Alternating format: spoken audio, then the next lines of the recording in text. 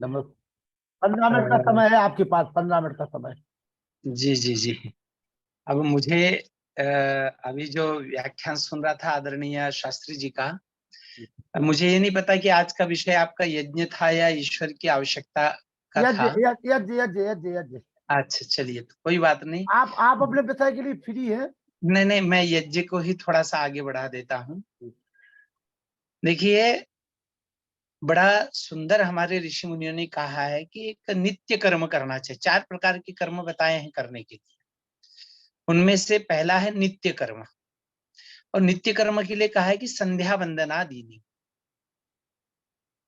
अर्थात आपको संध्या और जो दैनिक पंच महायज्ञ हैं ये नित्य करने ही चाहिए। बाकी सब छूट जाए तो चलेगा।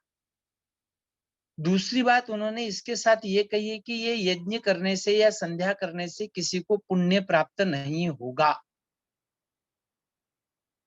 अर्थात ये करने ही चाहिए। करोगे तो अच्छी बात है, पर नहीं करोगे तो पाप है, पुण्य नहीं मिलेगा। जैसे हम प्रतिदिन मुख धोते हैं, मुख धोना अच्छी बात है पर पुण्य नहीं है। हाँ, मुख नहीं धोना ये मात्र गड़बड़ है। तो ठीक इसी प्रकार नित्य कर्म हमारे जीवन में आना चाहिए। मैं इस विषय में अधिक नहीं कहूंगा, क्योंकि अगली बात बता दूंगा यज्ञ से संबंधित। दूसरी बात है नैमित्तिक कर्म। हम जो प्रतिदिन करते हैं तो अच्छी बात है, पर नैमित्तिक कर्म जो फल विशेष के लिए किए जाते हैं, आप अपने घरों में पारण यज्ञ करें, आप अपने घरों में अन्य यज्ञ करें, बहुत अच्छी बात है। आप अपने घरों में किसी संस्कार के निमित्त कोई यज्ञ करें, करना ही चाहिए। इसे कहते हैं नैमित्तिक यज्ञ। मैं तीसरी जो बात विशेष मेरे मन में आई अभी, और वो मैं बताना चाह रहा हूं, तीसरी बात है प्रायश्चित्त यज्ञ। आप सबको आश्चर्य होगा कि प्रायश्चित्त यज्ञ क्या होता है। यदि मैं हमारे सभी बंधुओं से पूछूं तो सबके सब यही कहेंगे, हाँ, एक मंत्र आता है जिसे हम प्रायश्चित्त मंत्र कहते हैं। और यदस्य कर्मणो अत्यरीरिचं यद्वा न्यूनमिहाकरम अग्निष्ट सृष्टकृत विद्यात् सर्वं सृष्टम सुहृतं करोतु मे, ये मंत्र का हम पाठ करते हैं और इससे प्रायश्चित्त की आहुति देते हैं। हमारे विद्वानों को तो पता होता ही है, पर साधारणतः जो आर्य समाजी लोग हैं उन्हें ये पता नहीं होता है कि ये प्रायश्चित्त की आहुति दी क्यों जाती है, कि प्रायश्चित्त यज्ञ करने का तात्पर्य क्या है। तो कुछ लोग जो स्वाध्यायशील होते हैं उन्हें ये पता होता है कि प्रायश्चित्त की आहुति क्यों दी जाती है। तो यज्ञ में एक सीधे सीधे मंत्र में ही बात आती है कि यद्वा न्यूनमी हा करम, मुझसे कोई त्रुटि हुई हो या कोई अधिकता, जैसे मैंने अपनी प्रशंसा कर दी हो ज्यादा, या मुझसे कोई बहुत बड़ी गलती हो गई हो, या यज्ञ को करते समय मुझसे कोई गलती हो गई हो, तो उसे परमेश्वर आप क्षमा कीजिए। एक सामान्य सा अर्थ है जो हम जानते हैं, कुछ लोग ये हम कहते हैं और इससे आहुति दे देते हैं और शिष्टकृत की आहुति देते हैं। तो मैंने एक बार एक साधारण व्यक्ति से पूछा कि भाई आप ये जो आहुति दे रहे हो यज्ञ में शिष्टकृत की, मीठा की, ये किस लिए दे रहे हो। उस व्यक्ति ने बड़ा सुंदर और बड़ा भोला उत्तर दिया। उसने कहा कि भाई, जैसे हमसे कोई गलती हो जाती है और हम यदि किसी की प्रशंसा कर दें, किसी को कुछ मिठाई दे दें, तो हमसे खुश हो जाता है। तो शायद यज्ञ भगवान भी, अगर हमने उसमें पेड़ा डाल दिया, भात डाल दिया, तो वो भी खुश हो जाएंगे। इसलिए हम सृष्टिकृत की आहुति देते हैं। परंतु जब मैंने इसके ऊपर थोड़ा सा चिंतन किया, प्रायश्चित आहुति बहुत बड़ी बात है और बहुत ही विशेष बात है। और जैसे अभी हमारे आदरणीय शास्त्री जी कह रहे थे कि यज्ञ को जीवन में लाना चाहिए, ठीक इसी प्रकार प्रायश्चित्त केवल आहुति देने तक सीमित नहीं है। हम हमारे जीवन में भी प्रायश्चित्त को एक अपना लें। प्रायश्चित्त का अर्थ सामान्य सा यदि मैं कहूं तो है आत्मनिरीक्षण। प्रत्यहम प्रत्यवेक्षेत नरः चरितमात्मनः किन्नु में पशुभिस्तुल्यम किन्नु सत्पुरुषैरिति। पता नहीं कितने लोग आत्मनिरीक्षण करते हैं। अब हमें तो ऐसा लगता है कि हम दिन भर ही आत्मनिरीक्षण करते रहते हैं, क्योंकि मुझसे तो जहां गलती हुई कि मुझे पता चल जाता है कि आपने गलती की है, फिर मैं उसे दोहराने का प्रयत्न नहीं करता। तो सामान्य रूप से शास्त्रकार कह रहे हैं कि प्रत्यहम प्रत्यवेक्षेत, हमें प्रतिदिन अपना प्रति समय क्षणों क्षण क्षण अपना आत्मनिरीक्षण करना चाहिए। क्यों करना चाहिए? कहते हैं प्रत्यहम प्रत्यवेक्षेत नरः चरितम आत्मना, अपने चरित्र का। और किस लिए करना चाहिए? किन्नु में पशु भी तुल्यम और किन्नु सत्पुरुष रीति, मैं कितना सत्पुरुषों के समान व्यवहार कर रहा हूं और कितना पशुओं के तुल्य व्यवहार कर रहा हूं। हो सकता है आपको ये तो समझ में आ गया होगा कि सत्पुरुषों के तुल्य व्यवहार क्या होता है, पर पशुओं के तुल्य व्यवहार क्या होता है, ये बड़ी गजब की बात है। अब अनेक हम सब जानते भी हैं, पर पशु का एक बहुत सुंदर अर्थ संस्कृत में बताया गया है, पश्यति इति पशु, जो केवल देख सकता है, बाकी कुछ कर नहीं सकता है, उसका नाम होता है पशु। यदि हम भी समाज में घट रही घटनाओं को केवल देखते हैं, प्रतिक्रिया नहीं करते हैं, तो हम भी पशु के तुल्य कहे जाते हैं। बाकी तो हमारे अनेक साहित्यकारों ने बड़े सुंदर शब्दों में कहा है कि धर्मेण हीना पशु भी समाना। वहां कहा है कि जो धर्म से हीन है वो पशु के समान है। पर मैं सामान्य अर्थ मैंने कहा कि पश्यति इति पशु, जो केवल देखता है, विचार नहीं करता है। जैसे अब मैं प्रवचन भी दे रहा हूं, तो यदि हम केवल इसे सुनेंगे तो ये भी उस कोटि में आ जाएगा। यदि हम मंत्र बोलते हैं, मंत्र यदि हम केवल बोलने के लिए बोलेंगे तो ये भी पशु की कोटि में आ जाएगा। पशु भी रंभाते हैं, पशु भी गाय जैसे रंभाती है, घोड़ा हिनीनाट करता है, बकरी में करती है। तो हम कुछ विशेष शब्दों का प्रयोग कर रहे हैं, बस इतना अंतर होता है।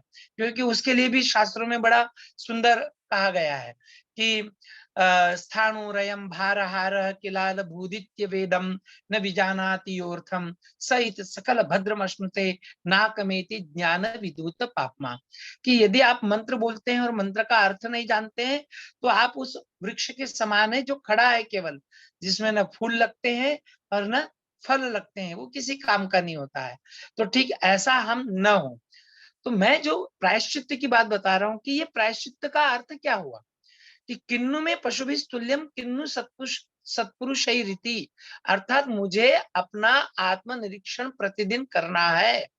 और जैसे ही उसमें दिखे कि मेरी गलती हुई है, यदि लखनलाल जी हैं और लखनलाल जी इतना सामाजिक कार्य करते हैं और इतने प्रसिद्ध हो गए हैं पूरे भारतवर्ष में, पुनरपि उन्हें अगर ऐसा लगा, पुनरपि ध्यान दीजिए आगे की बात, पुनरपि यदि उन्हें ऐसा लगा कि मेरे से कोई त्रुटि हुई है, तो लखन जी सबके सामने यदि ऐसा कह देते हैं कि भैया मैं रोज यदस्य कर्मणों की आहुति देता हूं और उसमें कहता हूं प्रायश्चित्त कर्म करना चाहिए, तो वे सीधे सीधे कह दें हमारे श्रोताओं से कि भाई आज मैं नहीं आ सका, आज मैं किसी विद्वान को बुला नहीं सका, या जो भी कोई हुई हो, और ये कह दें कि ये मेरे से त्रुटि हुई है, ये कल से नहीं होगी।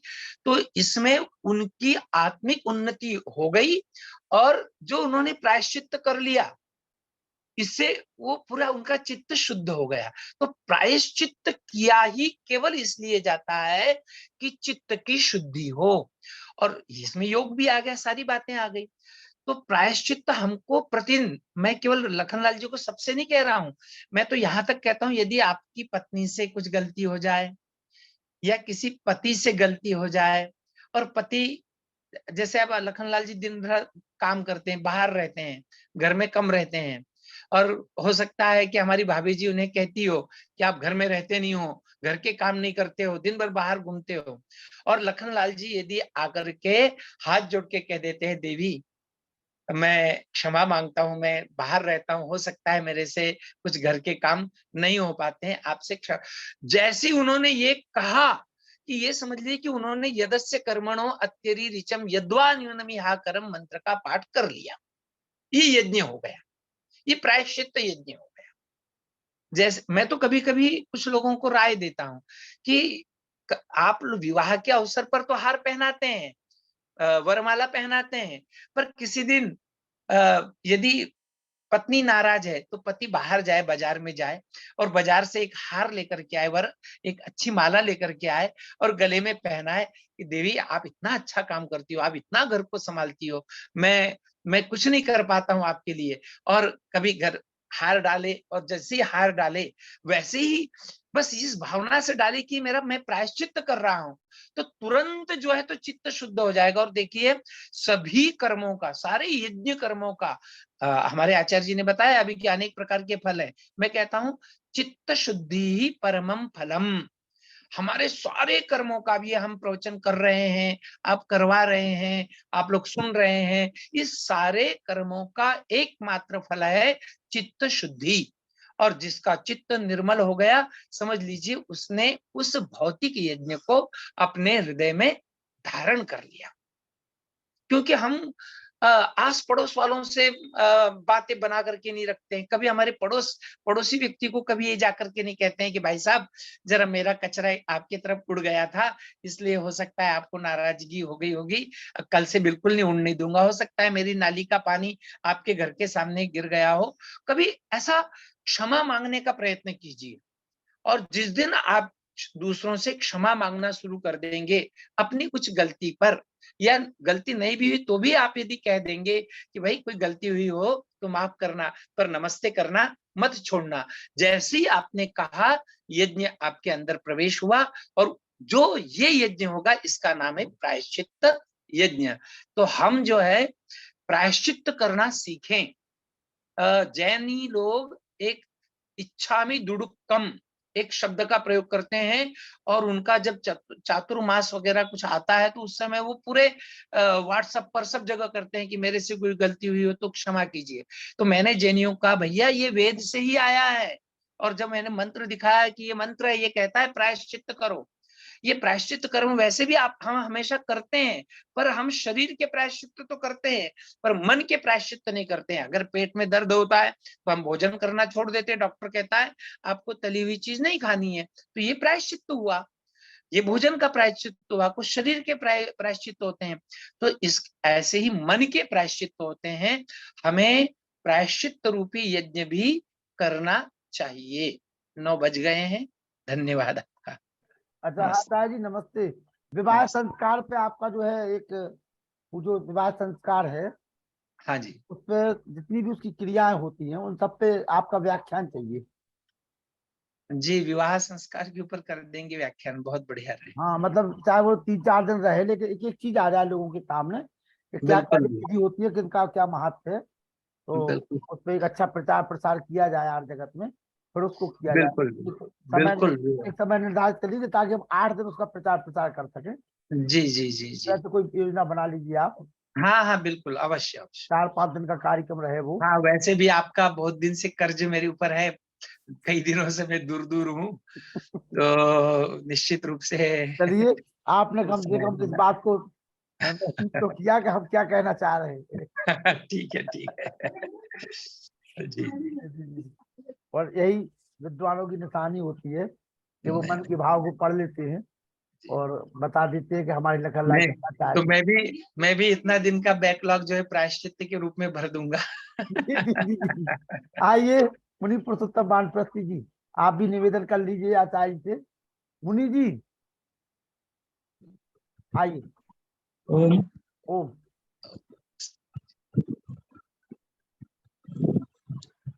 ओम वेदाहमेतं